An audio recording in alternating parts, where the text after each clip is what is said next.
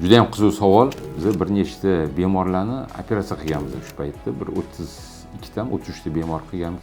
Kolleklar bilan birgalikda operatsiya qilib tugatgandan keyin men o'zim qolganman. Endi birinchi marta qolishim bu yerda O'zbekistonda mustaqil operatsiya qilishim kerak va shu paytda menga bir og'ir bemorni olib kelib qolishgan.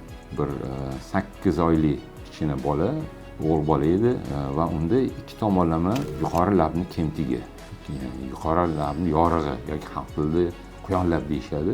Shunaqa bo'lgan va uni juda og'ir shakli edi. Boshlanayotgan birinchi marta operatsiya qilgan mendagi xirurg uchun bu juda og'ir bo'lgan. Men uni olib operatsiya qilganman, ammo afsuski operatsiya 10 kundan keyin uni bir tomoni yara ochilib ketgan. Nyudashni chiqqan deyiladi. Operatsiya ochilib ketgan, lekin oradan 9 oy o'tgandan keyin bu bemorni yana qaytadan operatsiya qildim. Operatsiyasi ikkinchi etapi juda ham yaxshi o'tdi. Ota-onasi xursand bo'ldi.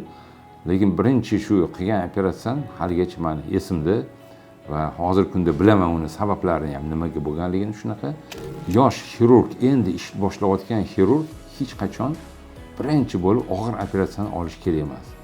O'zini ko'zi yetadigan darajada kichik operatsiyalardan boshlash kerak, keyin sekin-sekin asta-sekinlik bilan operatsiyalarni murakkablashtirishi mumkin.